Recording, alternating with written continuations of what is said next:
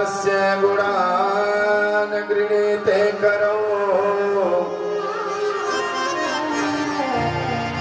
च तत्कर्म करो मनश्च अस्मरेद् वसन्तं स्थिरजङ्गमेषु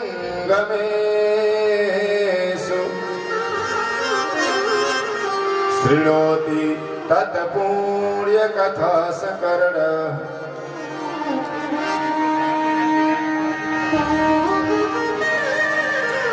श्रीकृष्णस्य सखा काश्चिद् ब्राह्मणो ब्रह्मवित्तमः विरक्त इन्द्रियार्थेषु प्रशान्तात्मा जितेन्द्रियः। भगवान श्री कृष्ण का सबसे परम सखा कोई है तो वो यही ब्राह्मण है। संदीपनी मुनि के आश्रम में जब पढ़ने गए थे भगवान, तब सुदामा जी से भगवान का मित्रता हुआ था। जब भगवान संदीपनी मुनि के यहाँ पढ़ने गए थे तब सुदामा जी का मित्रता हुआ था। एक बार गुरु माता ने कहा लकड़ी लाने के लिए जंगल से।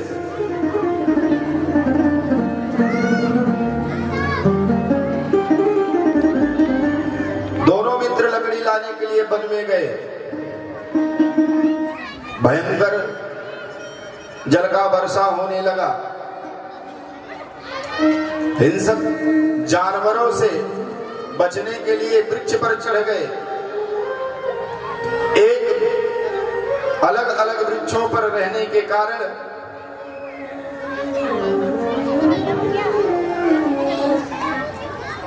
वो दूर दूर रहने के कारण तेजी तेजी से आवाज लगाकर बातें करते थे। लकड़ी लाते समय जो चना दिया था, ध्यान से सुनिएगा, बोलिए जय जय श्री राधे। लकड़ी लाते समय जो चना दिया था गुरु माता ने, वो चना सुदामा जी ने अकेले खाया। भगवान का अंश खाया, आप सब लोग ये जानती हैं, लेकिन सुदामा जी क्यों खाए ये नहीं जानती हैं। जान लो आज। सुदामा जी जैसा ज्योतिषी कोई नहीं था। सुदामा जी के ही नगर के ब्राह्मण जाकर के काशीराज के यहाँ बिरदावली गाते थे तो उन्हें खाने के लिए बहुत सा सारा धन मिल जाता था जीने के लिए, लेकिन सुदामा जी से जब कहते थे तो वो नहीं जाते थे। जो बिरदावलियां गाते थे वो सुदामा जी का लिखा हुआ होता था, गाते वो थे, लिखा हुआ सुदामा जी का होता था, लेकिन सुदामा जी स्वयं नहीं जाते थे गाने के लिए। क्यों? क्योंकि वो तो केवल एक ही बिरदावली गाया करते थे, श्री कृष्ण गोविंद हरे मुरारे हे नाथ नारायण वासुदेवा। कौन सी बिरदावली गाते थे? केवल भगवान के नाम की बिरदावली गाया करते थे। उन्हें राजाओं से मतलब नहीं थी, धन से मतलब नहीं था। विद्वान थे, परम विद्वान थे, इतने बड़े ज्योतिषी थे कि जैसे ही गुरु माता के दिए हुए पोटली को देखा, देखते ही सारे रहस्य को समझ गए। वह पोटली गुरु माता के यहाँ जो आई थी वो भिक्षाटन करके नहीं आई थी। एक बड़ी ही गरीब निसहाय, जिसके पास कोई संतान नहीं था, उसके यहाँ कोई रोटी देने वाला, पानी देने वाला नहीं था, अपना जीवन यापन करती थी वो अकेले भिक्षा मांग के वो लाई थी उस चने को। और रात में चोरों ने उस पोटली को खजाने की पोटली जानकर उस पोटली को चुरा लिए, और जब उस पोटली को चुरा कर लेकर भागे तो उनके पीछे माता के कुछ दूत भी पड़े थे, उन्हें दौड़ाते हुए आ रहे थे। उन दूतों को देखकर भयभीत होकर संदीपनी मुनि के आश्रम में उस पोटरी को छोड़ दिए। उस पोटरी को छोड़ दिए। सुबह हुआ, जो वृद्ध माता जी थी उन्होंने अपना पोटरी नहीं देखा। क्षुधा सता रही थी, भूख के मारे तड़प रही थी। उसी समय उन्होंने देखा मेरा जो चना था उस चने को किसी ने चुरा लिया। तो उसी समय उन्होंने श्राप दे दिया कि जाओ मेरे मेहनत से मांग कर लाए हुए निसहाय जीव के धन को चुराने वाले, अन्न को चुराने वाले, मैं तुझे श्राप देती हूं। जो भी इस चना को खाएगा, इस अन्न को खाएगा, वो जीवन पर्यंत दरिद्र हो जाएगा। जैसे ही गठरी को देखा सुदामा जी समझ गए हो, अगर मैंने इस चने को गोविंद को दे दिया खाने के लिए, अपने सखा को दे दिया, तो वो दरिद्र हो जाएगा। अगर मैं खाया तो मैं दरिद्र हो जाऊंगा। यदि मैं इसे नीचे फेंक दिया तो जो खाएगा वो दरिद्र हो जाएगा। और गौ माता का दिया हुआ हाथ का प्रसाद है, इसलिए मैं इसका अपमान कर नहीं सकता, इसे मैं फेंक नहीं सकता। सुदामा जी विचार किए, मैं करूं तो क्या करूं। सुदामा जी अपने मित्र को दरिद्र होने से बचाने के लिए, सुदामा जी के मन में भाव आया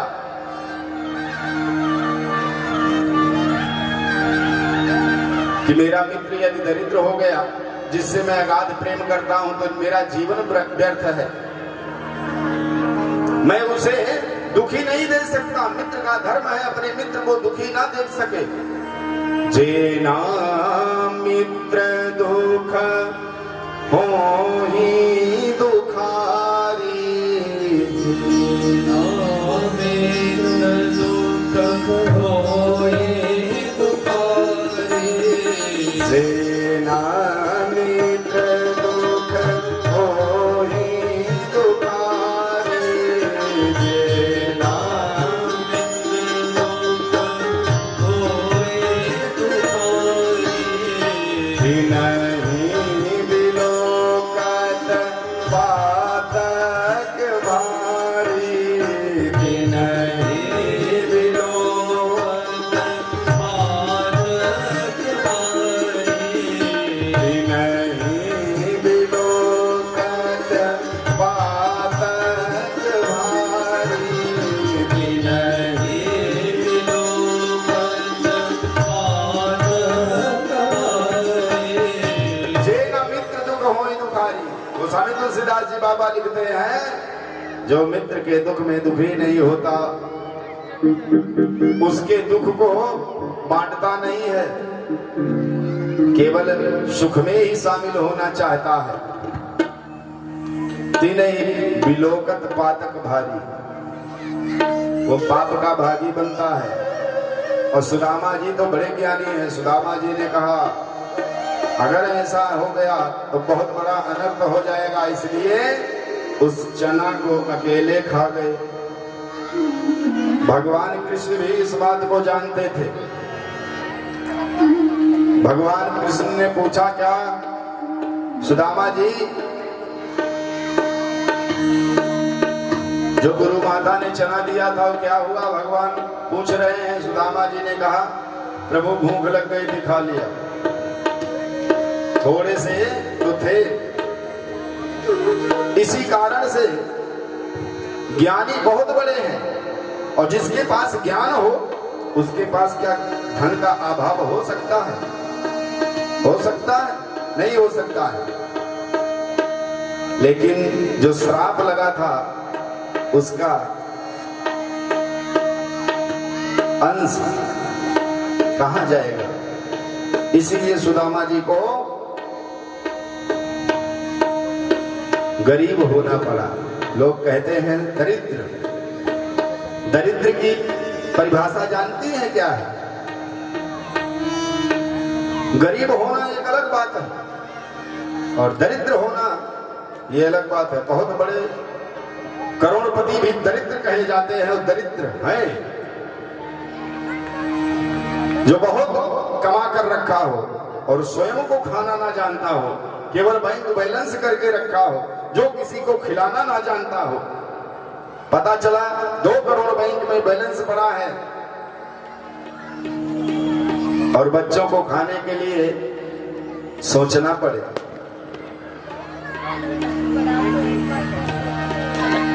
पहनने के लिए सोचना पड़े, स्वयं भी मैला कुचैला पहनता हो, उस बैंक बैलेंस से क्या लाभ है कोई? दरिद्र की संख्या ये है कि धनवान होते हुए भी जो धन को खर्चना ना जाने उसे दरिद्र कहते हैं।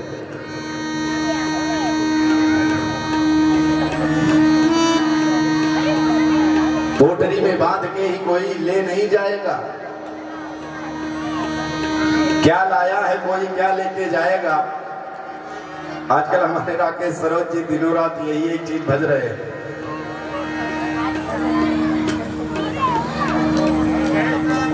सिकंदर भी बेचारा पूरे जीवन को युद्ध में ही लगा दिया और सब कुछ जीतने के बाद जब मर के जाने लगा तो हाथ फैला के गया, देखो खूब मेहनत किया, सब कुछ अपना बना लिया था, लेकिन खाली हाथ ही जा रहा हूं, कुछ लेकर नहीं जा रहा हूं। बोलिए जय जय श्री राधे।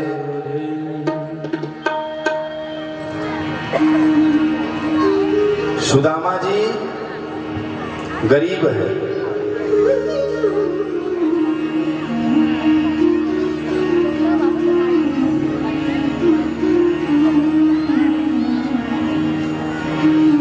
लेकिन दरिद्र नहीं।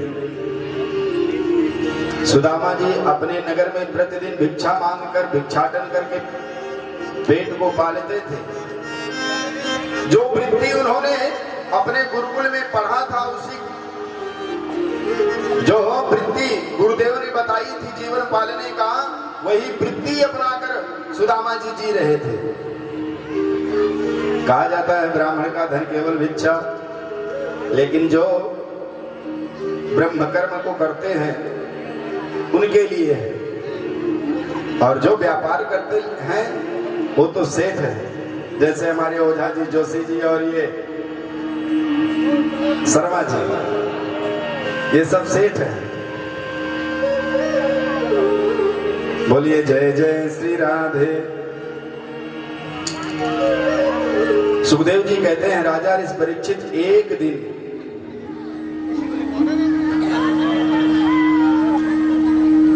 सुदामा जी की पत्नी ने कहा, भगवान मैंने सुना है कि आपके मित्र भगवान द्वारिकाधीश हैं।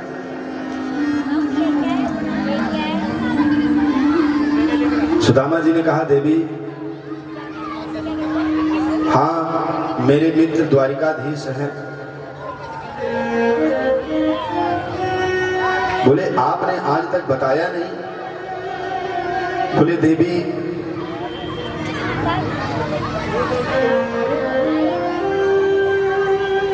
ये बताने की आवश्यकता मुझे नहीं पड़ी, इसलिए मैंने बताया नहीं। बोले क्या वो याद नहीं आते आपको? बोले याद तो हर पल रहते हैं वो मुझे, कभी भूला ही नहीं मैं उनको। बोले आप जब से आए हैं गुरुकुल से क्या आपने कभी मिला उनसे? बोले नहीं। बोले इतने दिन बीत गए और आप अपने मित्र से मिले नहीं, कैसे मित्र हो? जाओ कभी मिलकर आओ। सुदामा जी ने कहा, देवी जाना तो मैं भी चाहता हूं, लेकिन जाऊं कैसे, बड़ी दूर है। बोले आप प्रयास तो करो। सुदामा जी ने कहा, देवी कारण एक नहीं अनेकों हैं। मित्र के यहाँ जाना चाहिए तो कुछ लेकर जाना चाहिए, उपहार स्वरूप। अब मैं उससे उम्र में भी बड़ा हूं। मित्र के यहाँ, बेटी के यहाँ मंदिर में धर्मस्थली पर अगर जाओ तो कुछ वहां पर लेकर जाओ। ऐसा धर्म कहता है, और मैं अपने मित्र से मिलने जाऊं और ना लेकर जाऊं तो उसके जो घर वाले हैं, बाल बच्चे हैं, वो देखकर क्या सोचेंगे। इसलिए देवी मैं जा नहीं पा रहा हूं, मन तो मेरा भी बड़ा है उससे मिलने का। बोलिए जय जय श्री राधे।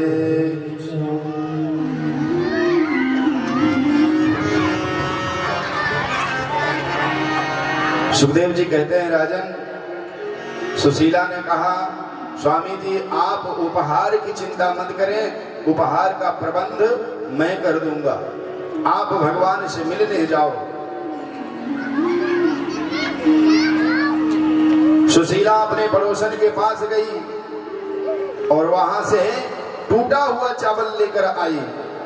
बांधने के लिए कपड़ा नहीं था, पोटली नहीं थी, एक बड़ा ही पुराना कपड़ा था, धोती का टुकड़ा, उसी में उस चावल को बांध दिया। और वो जानती थी कि मेरे स्वामी जी जा तो रहे हैं अपने मित्र से मिलने, जो ब्रह्मांड नायक है स्वयं उनसे मिलने जा रहे हैं, लेकिन उनसे मिलकर अपनी व्यथा नहीं सुनाएंगे। इसलिए सुशीला ने पोटली को बांधते समय अपने आंसू को स्याही बना दिया और उस पोटली को पत्र बनाकर लिख दिया। कहा, हे प्रभु, मैंने सुना है कि आप दीन बंधु हो और ये आपके मित्र हैं। पूरा संसार तो आनंद से रह रहा है, लेकिन हमारा जीवन कैसे व्यतीत हो रहा है ये आपको क्या नहीं दिख रहा है। पोटली में लिखती है, कहती है, एक मास दो पाख में, एक मास दो पाख में, दो एकादशी होए, मेरे घर घनश्याम जी नित्य एकादशी होए। मैंने तो सुना है कि एक मास दो पाठ में कृष्ण पक्ष और शुक्ल पक्ष की एकादशियां पड़ती हैं और पूरे महीने में दो ही एकादशी होती है, लेकिन मेरे यहाँ तो रोज एकादशी का अनवरत व्रत चल रहा है।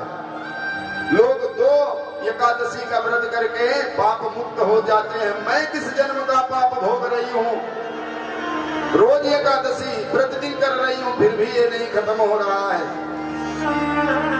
पत्र लिख करके सुदामा जी को दे दिया। सुदामा जी पत्र लिखकर लेकर अपने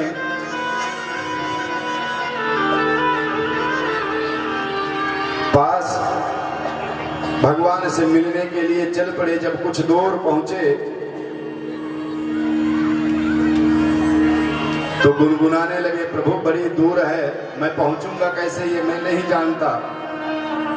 पुकारे पुकारे चले जाएंगे हम, हे तारणहार मन को मनाते चले जाएंगे हम। पुकारे पुकारे चले जाएंगे हम,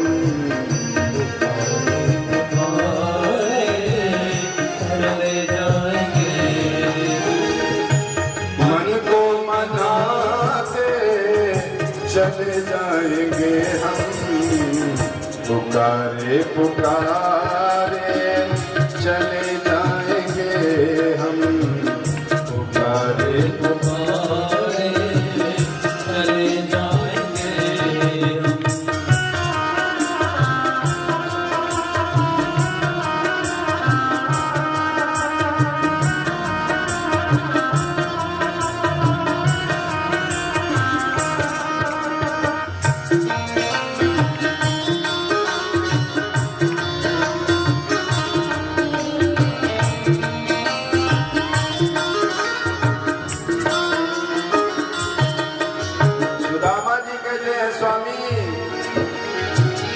कभी द्रौपदी ने तुमको पुकारा, कभी द्रौपदी ने तुमको पुकारा, मीरा ने गा के तुमको पुकारा, मीरा ने गा के तुमको पुकारा, गज ने रोक तुमको पुकारा, गज ने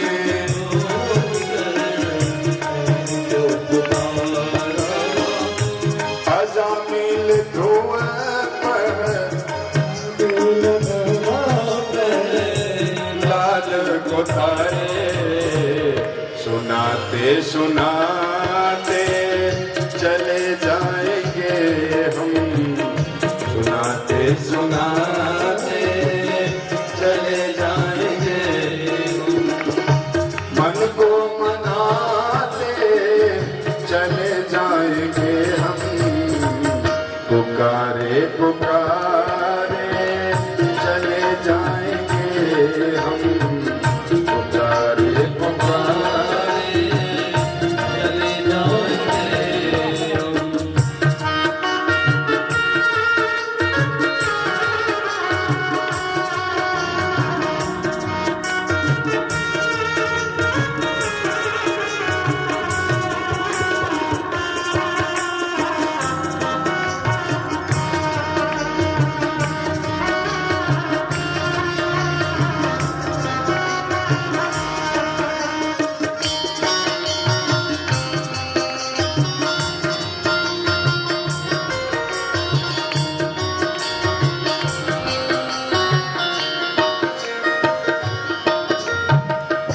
सबकी सुनी फिर क्यों ना सुनोगे, सबकी सुनी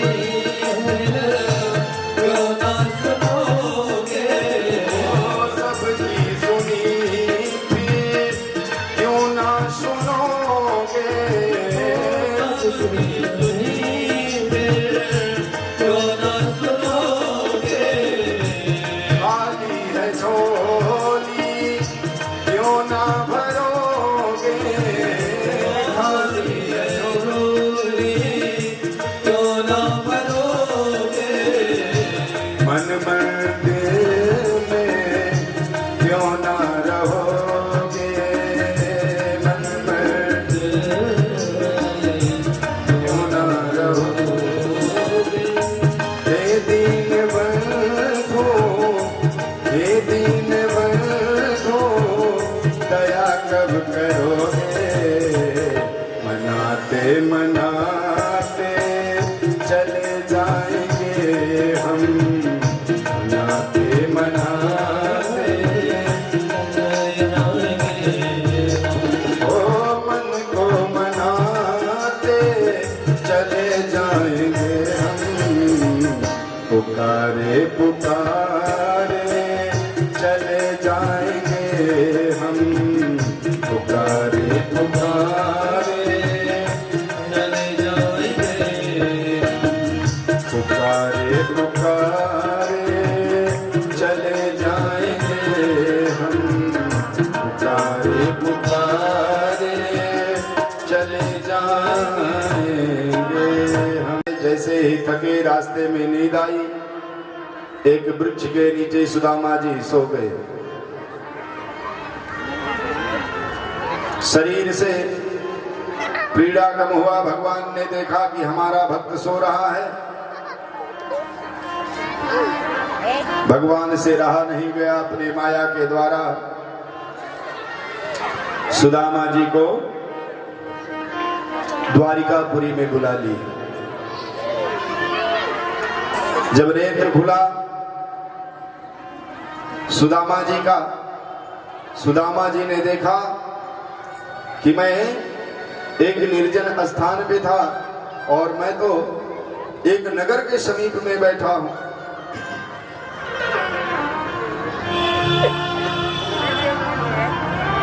सुदामा जी वहां नगरवासियों से पूछने लगे कि हे नगरवासियों, ये किसका नगर है?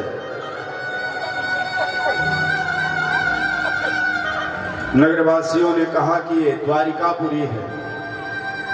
बोले क्या यही द्वारिकापुरी है? बोले हाँ। बोले आप बताओ कि मेरा कन्हैया कहाँ रहता है?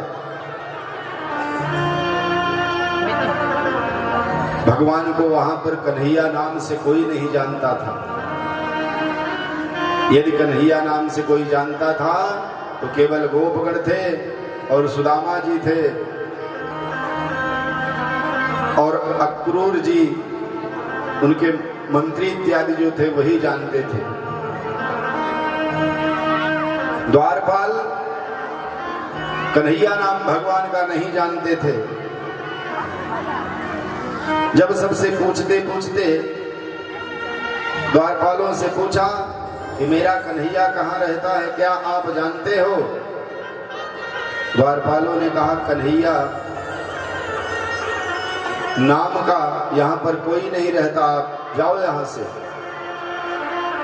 सुदामा जी ने कहा नहीं, मेरा कन्हैया यहीं पे रहता है, इसी द्वारिका नगरी में रहता है। सुखदेव जी कहते हैं तब तक एक भगवान का सन्नकटीय था, वो इस नाम को जानता था और वो द्वारपालों से कहा कि ये भगवान द्वारिकाधीश को पूछ रहा है।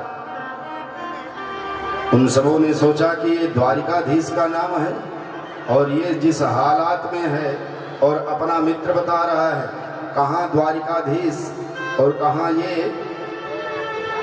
इसका और द्वारिकाधीश से कैसा मित्रता हो सकता है?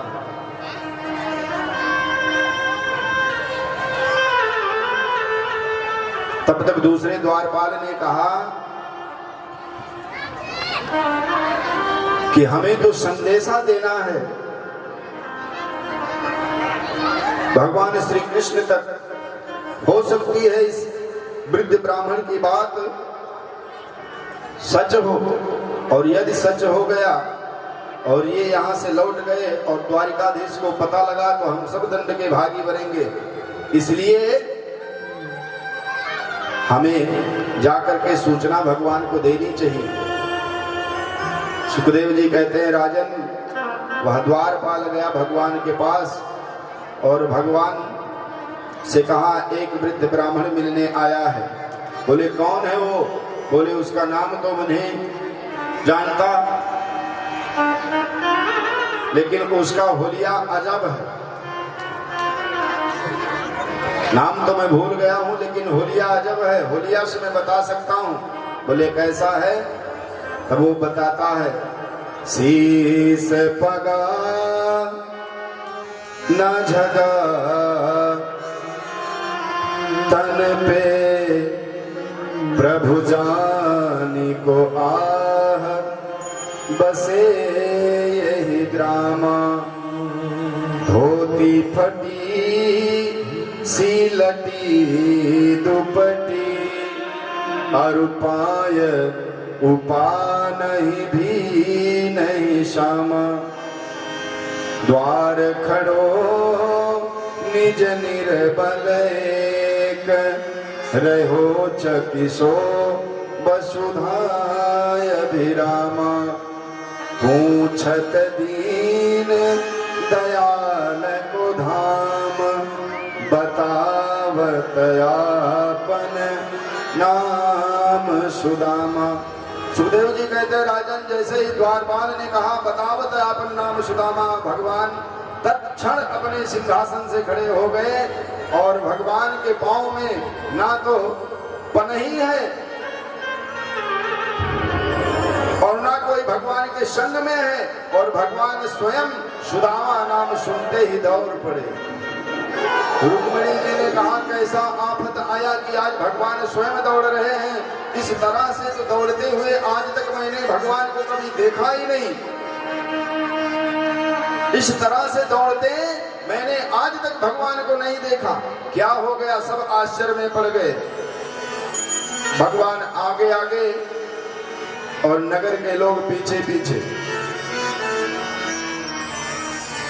भगवान जैसे ही पहुंचे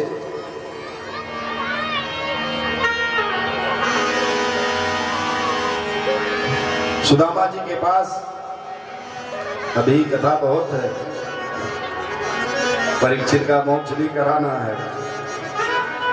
बोलिए जय जय श्री राधे। और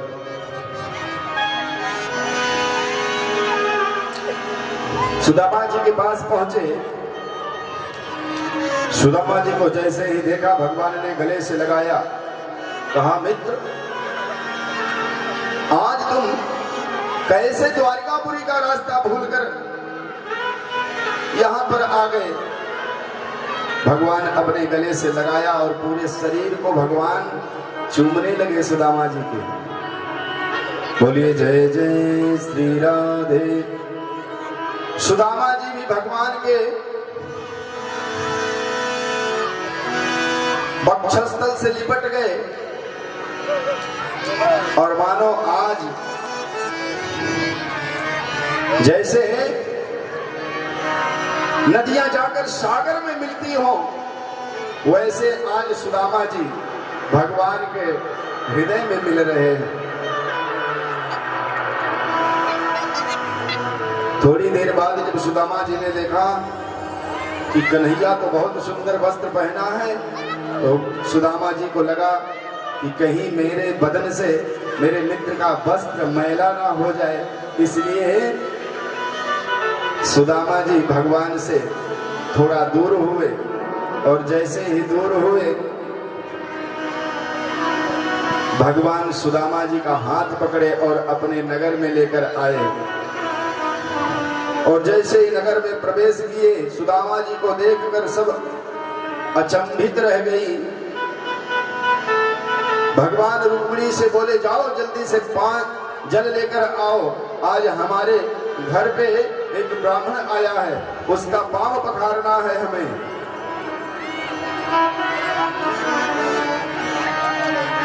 अपने घुटने पर भगवान सुदामा जी का पांव रखे और देखने लगे, कहें हाय मित्र कैसा दुख तुमने पाया है, तुम्हारे पैरों में इतनी मोटी मोटी बेवाएं कैसे फटी हैं, और इस रास्ते में तुम पैदल आए हो, कितने दर्द तुम्हें मिले होंगे। कैसे भी हाल विवाही न शोभाए, कंटक जाल गणे पग जोए। कैसे भी हाल विवाही न शोभाए, कंटक जाल गणे पग जोए। आए महादुख पायो सखा तुम, आए इतना की दिन खोए। आए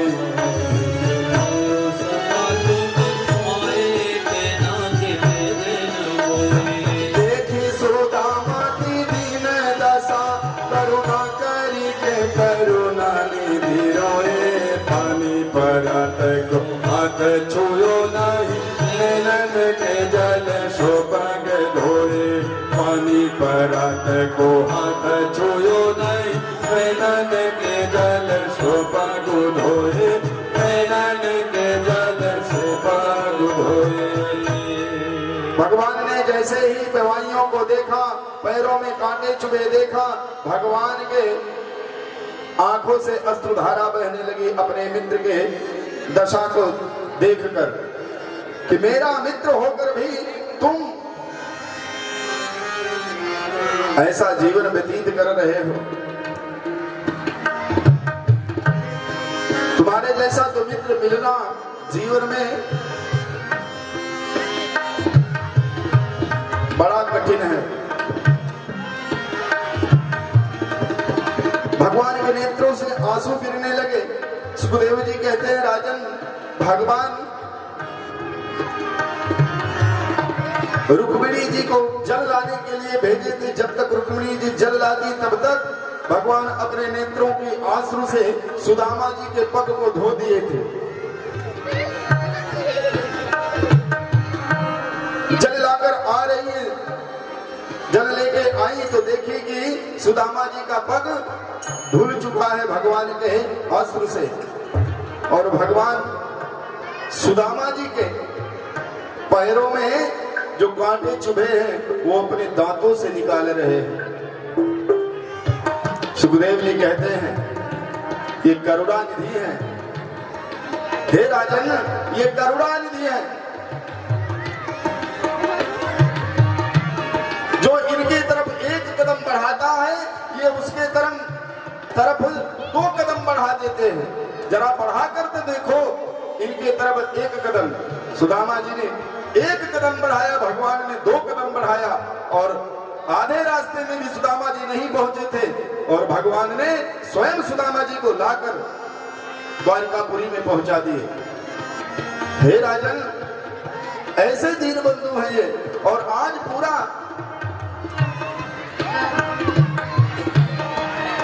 अपने मित्र को देखकर विह्वल हो गए हैं भगवान।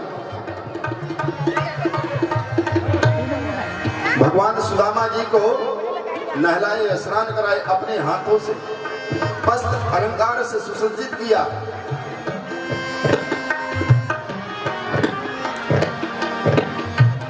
भोजन इत्यादि कराया। इसके बाद बैठकर उनसे बातें किए। बात करने के बाद उन्होंने कहा कि मित्र,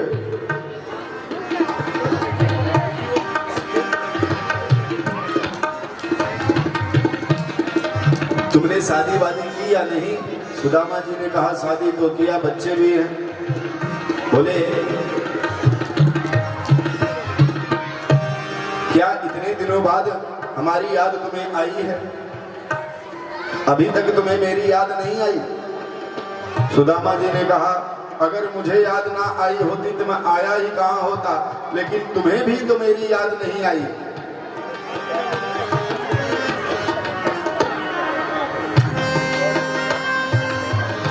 चलो कोई बात नहीं, मुझे तुमसे शिकवा नहीं है, क्योंकि मैं ये जानता हूं कि तुम्हारे ऊपर पूरे जगत का भार है, तुम्हें कहां समय मिलने वाला है। भगवान ने कहा भाभी कैसी है? बोले जैसा नाम है वैसी ही है। जैसा नाम है उसका सुशीला, वैसे वह सुशील भी है।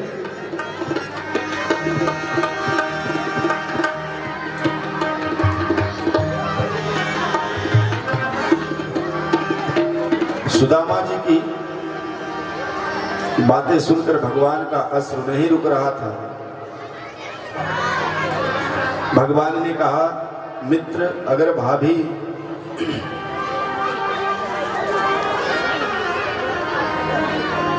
भाभी ने तुम्हें भेजा है तो भाभी ने तुम्हें कुछ मेरे लिए उपहार भी दिया होगा। सुदामा जी से जैसे उपहार मांगे, सुदामा जी जो चावल की पोटली लाए थे वो अपने कांख में दबाने लगे।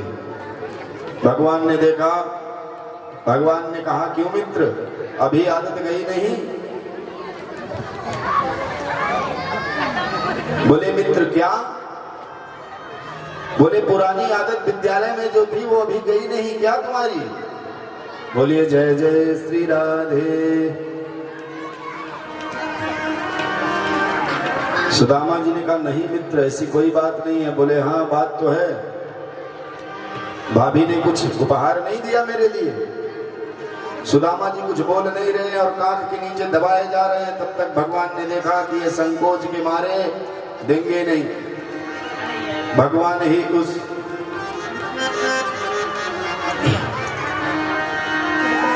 पोटली को खींच लिए और पोटली को जब खींच करके खोल करके देखा तो उसमें जो पत्र लिखी थी वो पत्र सामने आया और भगवान ने कह दिया कि हे भाभी, होनी थी जो हो गई, अब नहीं होनी होए।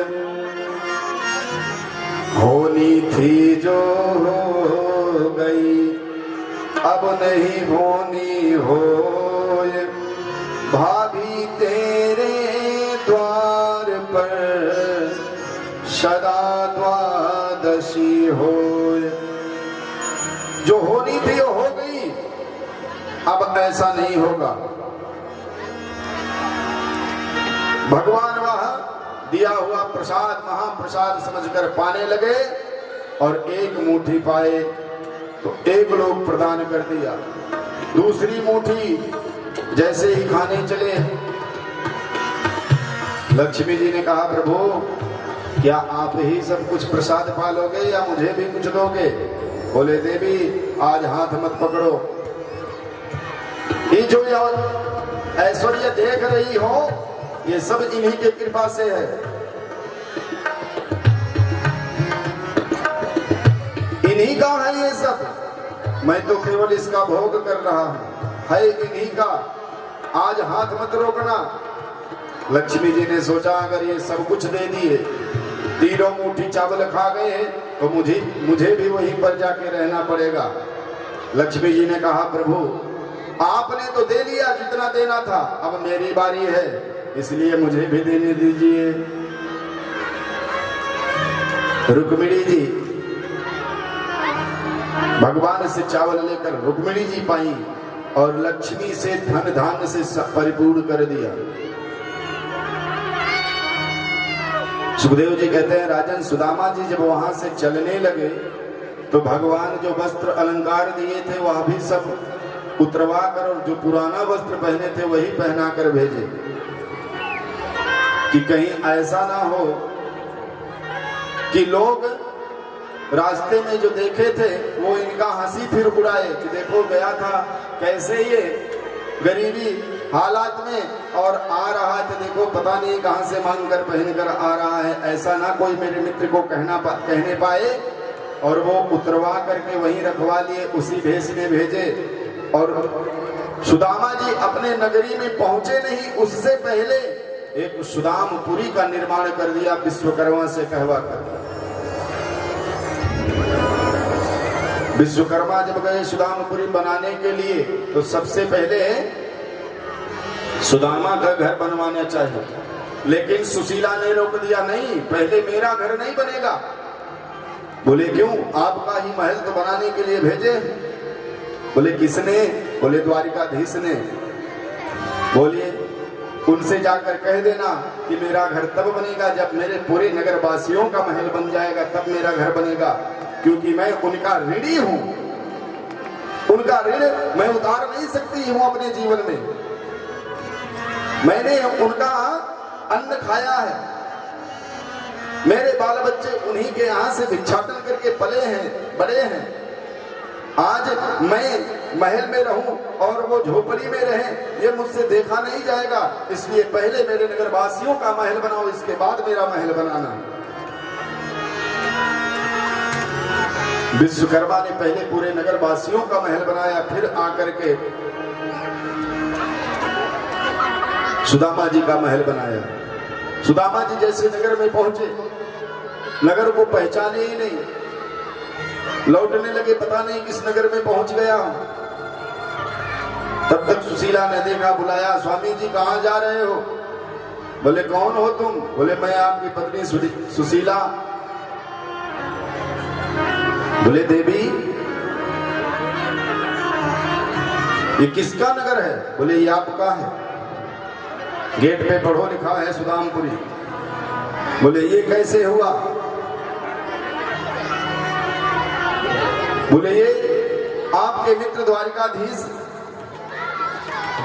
ने बनवाया है, निर्माण कराया है सुदामपुरी का। उसी समय सुदामा जी के नेत्रों में आंसू भर आया। सुदामा जी ने कहा वाह नाथ, तुमको किसी ने देते नहीं देखा, लेकिन झोरी भरी देखी। तुम किस तरह से कैसे भी दे सकते हो? वहां पर तो तुमने मेरे दुपट्टे और कपड़े भी उतार लिए कि लोग ऐसा ना सोचे कि कहीं से मांग करके ले आ रहा है। तुम्हारी लीला अद्भुत है, तुम्हें कौन जान सकता है। सुशीला से सुदामा जी बोले देवी आप इन वस्तुओं का उपभोग करो, मैं इन वस्तुओं का उपभोग नहीं करूंगा, और मैं जा रहा हूं भगवान का भजन करने। वहां पर भगवान आ गए। सुशीला जी ने कहा भगवान समझाओ। भगवान ने कहा हे मित्र, तुम अपने बच्चों और पत्नियों के साथ कुछ समय तक यहाँ विहार करो, रहो, फिर आप जाना। भगवान की बात मानकर कुछ ही दिनों तक वो रुके, उसके बाद पुनः वो भजन करने के लिए चले गए। इस तरह सुदामा जी के चरित्रों को सुखदेव जी ने सुनाया।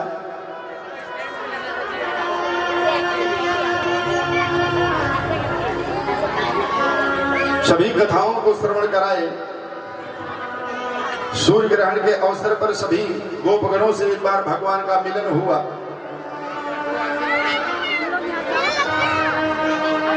उसी में हस्तिनापुर के भी लोगों से मिलन हुआ।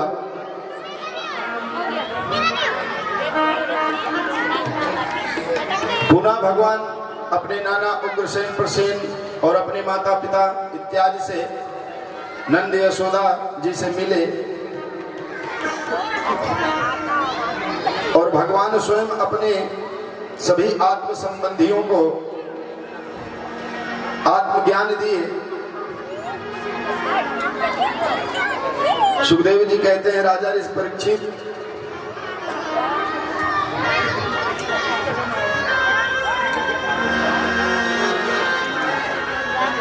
इस तरह भगवान का लीला हुआ। परीक्षित ने कहा, भगवान आप ये बताएं कि हमारी दादी का विवाह हमारे दादा से कैसे हुआ। सुखदेव जी ने कहा, ब्रह्मान वेदितुमिच्छामः स्वसारम राम कृष्णयोः यथोपये में विजयो या मामासेत पितामही। भगवान श्री कृष्ण के ही द्वारा रचे गए लीलाओं से आपके दादा दादी का विवाह हुआ। अर्जुन, आपके दादा ब्राह्मण के वेश में जाकर के सुभद्रा का हरण किए। दाऊ भैया को क्रोध आया जब देखे कि ये बहुत बड़ा सिद्ध बन के, संत बन के घूम रहा था, जिसको मैं संत बना के अपने घर में लाया वही आज मेरी बहन का हरण कर रहा है। तो क्रोध में आकर उसका पीछा किए और जब पीछा किए तो भगवान श्री कृष्ण भी दाऊ भैया के साथ गए और देखा तो दाऊ भैया से कहा, दाऊ भैया आप कह रहे थे कि अर्जुन ने हरण किया है और मुझे लग रहा है कि मेरी बहन ने अर्जुन का हरण किया है। बोले, कन्हैया क्या कह रहा है, मेरी बहन ऐसा कैसे करेगी। बोले, रथ को देख लो कौन चला रहा है। हरण तो चलाने वाला करता है, जिसका हरण होता है वो तो बेचारी, देखो रथ को कौन चला रहा है। दाऊ भैया ने देखा तो रथ को चला रही थी सुभद्रा जी। दाऊ भैया समझ गए, बोले बस मैं समझ गया। इस तरह आपके दादाजी का विवाह हुआ। बोलिए जय जय श्री राधे। सुखदेव जी कहते हैं, राजा ऋषि परीक्षित, मैं समस्त भगवान की लीलाओं को वर्णन आपको सुनाया, भगवान की कथाओं को आपको श्रवण कराया। भगवान में अपनी बुद्धि को हमेशा हर एक व्यक्ति को लगाकर रखना चाहिए। हर पल हर क्षण भगवान को ही भजना चाहिए।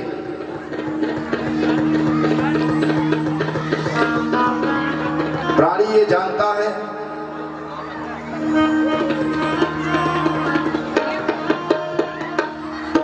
कि परमात्मा ही सब कुछ है, लेकिन धीरे धीरे फिर भी उसे परमात्मा भूल जाते हैं।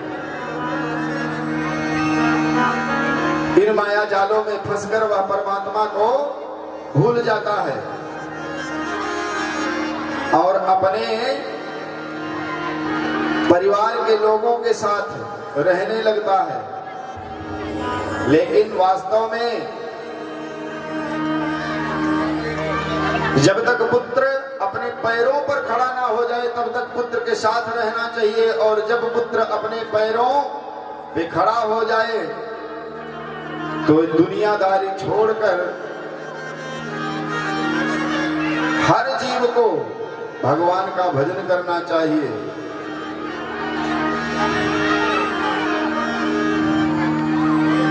परीक्षित ने कहा, राजन, परीक्षित ने कहा, गुरुदेव,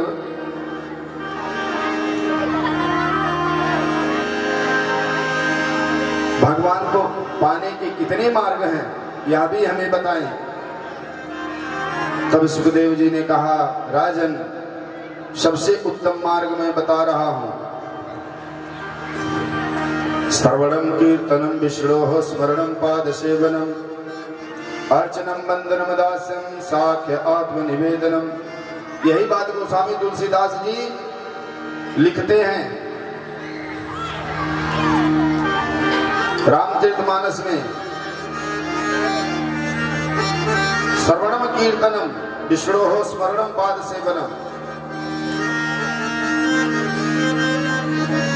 भगवान के कथाओं को सुनो। कैसे सुनो?